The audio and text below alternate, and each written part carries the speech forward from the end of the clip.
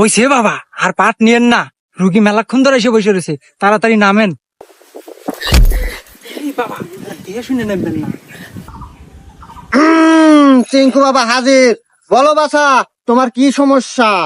আমার তো অনেক বড় সমস্যা বাবা, আমি আপনার নামটা অনেক শুনেছি বাবা, আমার একটা সমাধান করে দেন। সব সমস্যার সমাধান করে চিঙ্কু বাবা। বল তোর কি সমস্যা? বাবা আমি তো 3 মাস হলো বিয়ে করছি বাবা, কিন্তু রাত হলে বউ আমাকে কাছে থাকতে দেয় না। গুরু, তাইলে আমি যাই। হুমুন্দি কয় কি? আমি কি মরে গেছি রে? তুই যাবি?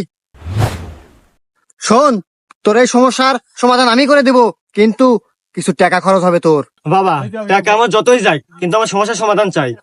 শোন তাইলে, আজকে বাড়িতে যাবি, 3টা পাটি ছাগল কিনবি, আর ওই ছাগলের সাথে 7 রাত কাটাবি, আর রাত্রে বেলা যখন ওই ছাগল ম্যাঁ ম্যাঁ করবো, তখন তোর বউ বুঝতে পারবো, তারপর থেকে তোর কাছে থাকা শুরু করবো। ধন্যবাদ বাবা এত সুন্দর পরামর্শ দেওয়ার জন্য। জয় হোক চিঙ্কু বাবার, জয় হোক। যাই আমি ছাগল কিনেছি গে। এ গুরু, এ কেবা বুদ্ধি দিয়ে দিলেন?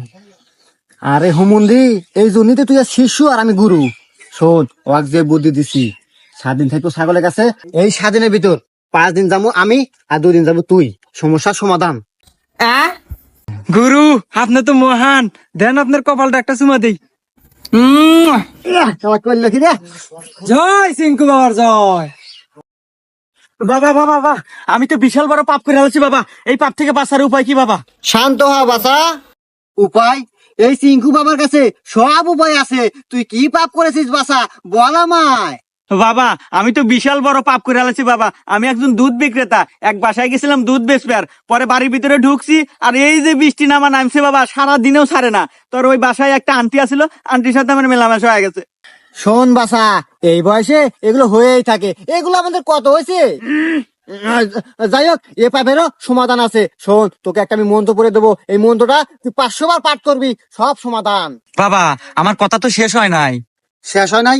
আচ্ছা ক ক।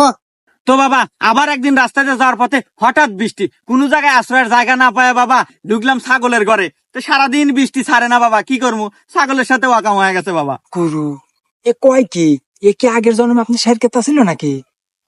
কি কস দেহি তো, হুমন্দির তো দেখা যায় পুরো আমার মতনই। যাই হোক, এরও সমাধান আছে। আরে বাবা রাহেন আপনার সমাধান, আমার সমস্যা আরো আছে, পুরো কথা শুনে না নাগে। হ্যাঁ, হুমন্দি কয় কি রে? তুই কি আদিন এইতে করে বেড়াস নাই রে? আমার কি দোষ বাবা, বৃষ্টি আমার পিছ ছাড়ে না, যেখানে আমি হেগে নেই বৃষ্টি, আর হেগে নেই ওয়াকামা। হুমন্দি তো আমার চেয়ে নুচ্ছা বেশি রে। যাই হোক, তুই আর কি অকামার তুই ক। ওয়াকামা বলতে বাবা গেছি একদিন সেলুনে চুল কাটবে, আর এই সেলুনে ঢোকার পর এই যে বৃষ্টি নামলো বাবা, আর সারাদিন বৃষ্টি ছাড়লো না। তো কি আর করার, ওই একই ঘটনা, নাপিতের হাতে ওয়াকামা।